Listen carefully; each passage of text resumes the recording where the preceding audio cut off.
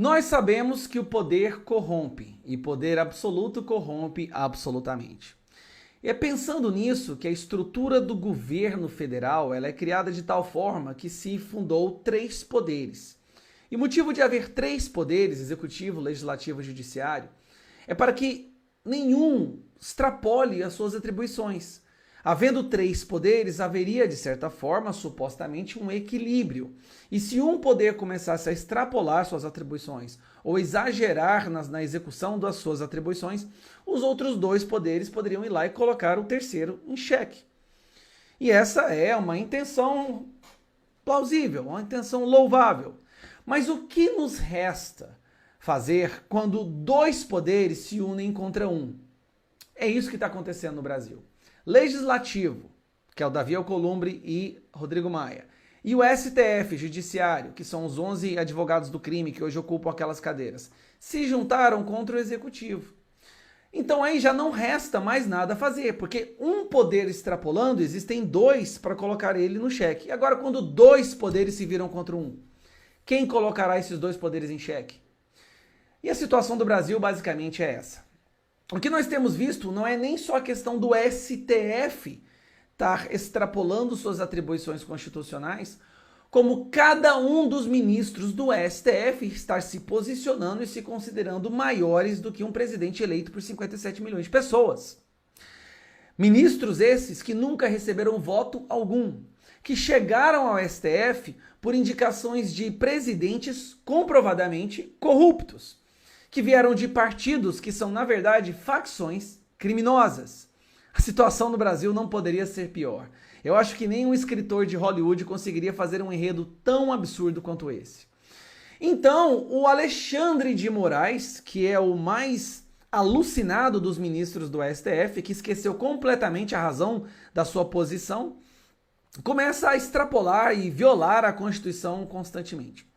Quando o Bolsonaro, seguindo as suas atribuições, escolhe um diretor-geral da Polícia Federal, Alexandre de Moraes vai lá e o impede. Quando o Bolsonaro decide que é para mandar de volta o embaixador da Venezuela, o STF impede. Então o STF constantemente atropelando a Constituição, pedindo explicação do Ministério da Saúde o porquê do protocolo da hidroxi. Por que o STF tem que pedir esse tipo de informação? Não faz parte das atribuições dele. E nós temos visto o Alexandre de Moraes mandando prender pessoas simplesmente porque as pessoas apoiam o Bolsonaro ou porque são cristãos. Daí a gente percebe que a situação no Brasil está catastrófica quando a única pessoa a demonstrar um pouco de sensatez é o Marco Aurélio. Sim, Marco Aurélio, que só está lá hoje porque ele foi indicado por Fernando Collor de Mello. Então, quando o ministro Marco Aurélio é a única pessoa que vai no plenário do STF e faz um voto sensato, é que nós percebemos que o Brasil chegou no fundo do poço.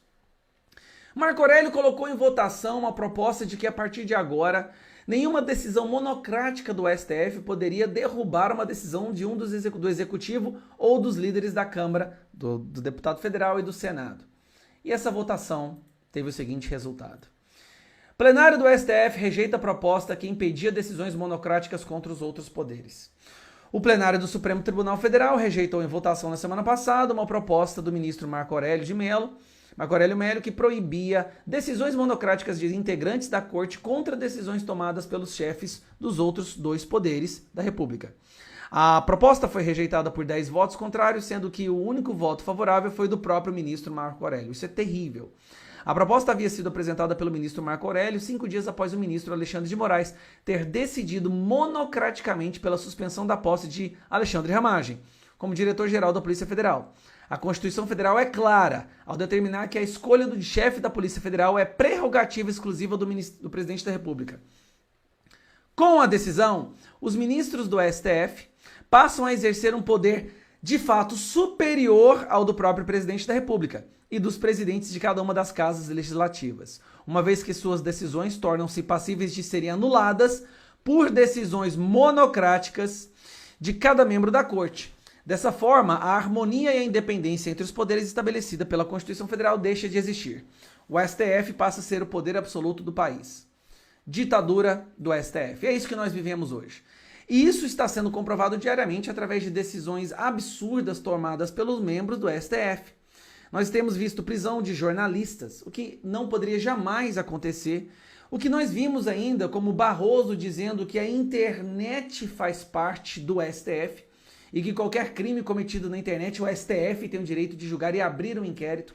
E aí você já sabe que o STF abriu um inquérito ilegal, prendeu pessoas sem dizer qual foi o crime, não deixou os advogados terem acesso aos autos. Isso é uma Coreia do Norte. O Brasil é a Coreia do Norte tropical agora. Agora, essa decisão, essa votação, onde 10 ministros do STF acreditam que eles, individualmente, cada um tem o direito de barrar uma decisão de um presidente eleito por 57 milhões de pessoas, enquanto eles nunca tiveram nenhum voto. Nenhum voto. Isso é ditadura, sem tirar nenhuma vírgula, sem tirar nenhum acento. A ditadura está implantada no Brasil. E não foi o Bolsonaro que colocou. Aquela caricatura que a grande imprensa queria pintar. Quem colocou a ditadura é justamente aqueles que deveriam impedir que o Brasil se transformasse em uma ditadura. Tudo para derrubar um presidente conservador, que chegou lá dentro e como uma estaca de madeira enfiada numa roda da bicicleta em movimento, acabou com o sistema de corrupção. Porque ele não rouba e não deixa roubar. Até o Bolsonaro entrar no poder, era como se a corrupção, o sistema parasitário de corrupção brasileiro fosse uma roda de bicicleta girando na maior velocidade. Se você pega um cabo de vassoura e enfia nessa roda, você sabe o que acontece. A bicicleta cai, é um desastre. Bolsonaro foi esse cabo de vassoura. Ele entrou nos raios da roda e acabou com o sistema de corrupção. E agora a crise de abstinência está fazendo com que ministros do STF tomem decisões ditatoriais. O Alexandre de Moraes é um ditador. E eu estou aqui falando claramente, ditador. Não respeita a Constituição, não respeita as leis, nem a população desse país. Sabe por quê? Porque esses ministros, eles não precisam de votos, eles não têm ninguém, eles não respondem a ninguém. E são exatamente por instituições assim que nações se transformam em ditaduras. Curta, se inscreva e compartilhe. A gente se vê no próximo vídeo. Tchau.